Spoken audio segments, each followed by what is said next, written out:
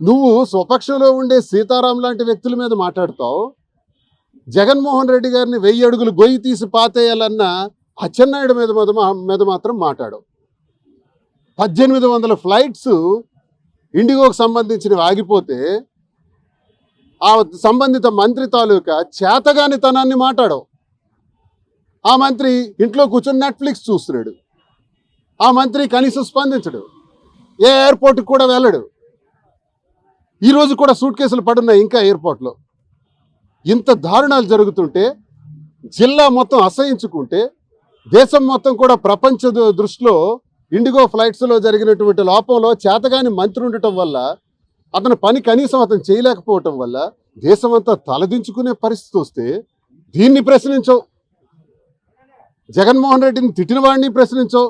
ఎందుకు ప్రశ్నించవు అంటే కేడీ brothers, Kinjarapu Dharmana brothers, మీరు తిట్టుకోరు, మీరు పోటీ చేసుకోరు.